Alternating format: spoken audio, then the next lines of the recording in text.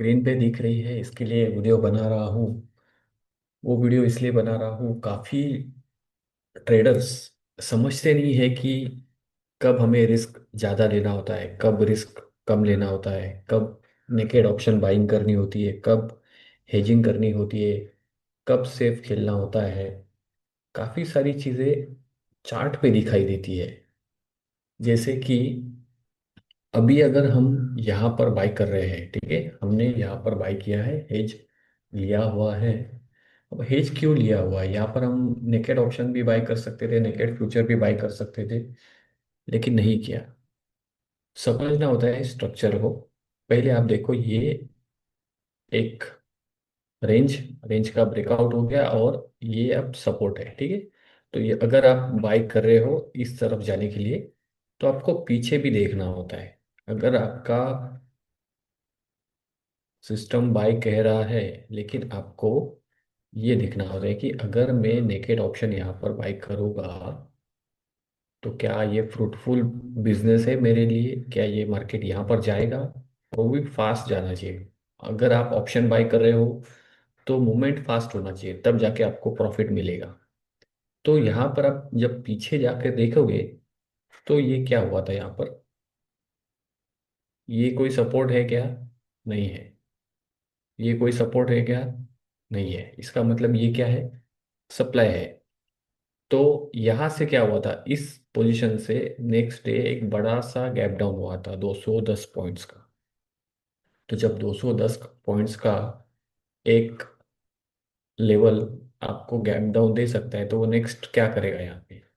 वो भी एक सप्लाई की तरह काम करेगा, ठीक है।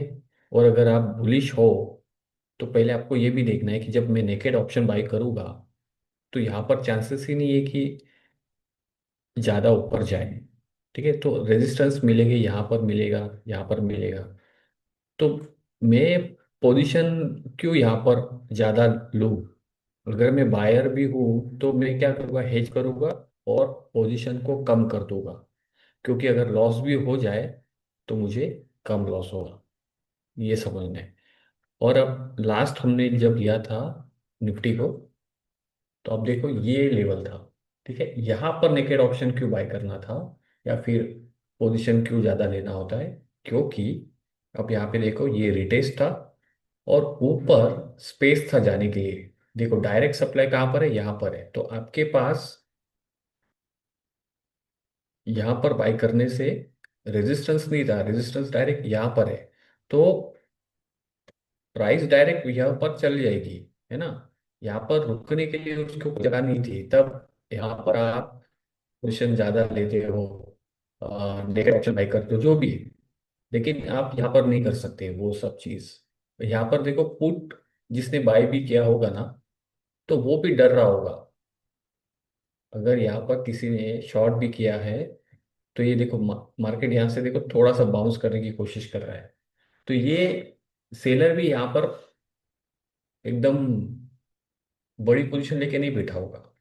वो भी यहाँ पर प्रॉफिट बुक कर रहा होगा, क्योंकि उसे पता है ये एक सपोर्ट है, ठीक है। तो ये दोनों तरफ उसने भी अगर शॉर्ट किया होगा तो हेज में शॉर्ट किया होगा, ठीक है। और बायर भी यहाँ पर हेज में पड़ेगा, हेज में चलेगा, ठीक है। तो ये बहुत क्रिटिकल पॉइंट होते हैं एक ट्रेडर के लिए, हर मार्केट को देखने का, कि इस सेटअप पे मुझे रिस्क ज़्यादा है, रिस्क कम है, रिवॉर्ड ज़्यादा है, रिवॉर्ड कम है, वो सब देखना होता है। उसके बाद आपकी पोजीशन डिसाइड होती है। आप यहाँ पर अंधाधुंध बाई करोगे और आपको पता है यहाँ पर कुछ मिलने वाला नहीं है, तो मतलब नहीं है उस तो इसका मतलब उस ट्रेडर को नॉलेज ही नहीं है। वो सिर्फ ऊपर सुबह आके बैठ रहा है, कॉल और पुट बाई कर रहा है, उसके अलावा वो कुछ नहीं कर रहा है।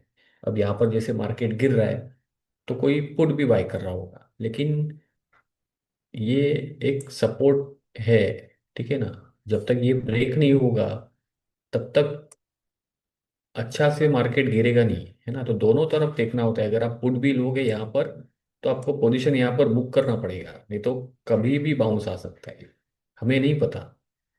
तो बिजनेस को समझना जरूरी है, स्ट्रक्चर को समझना जरूरी है। अगर आप देखो ऊपर की तरफ यहाँ पर कहीं पर शॉर्ट करोगे, तो आप एक वन फ्लो में आओगे, क्योंकि यहाँ पर देखो आपके नीचे आने के लिए कोई सपोर्ट नहीं है। सपोर्ट कहाँ पर था? यहाँ पर था।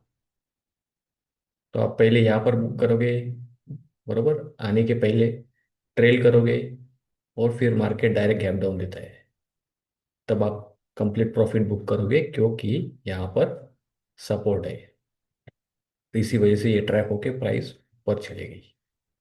तो जब शॉर्ट की तरफ नीचे देखोगे कि यहाँ पर डायरेक्ट गैप है, यही सपोर्ट है, तब यहाँ तक होल्ड कर सकते हो। यहाँ से आपका स्टॉप लॉस छोटा हो जाएगा।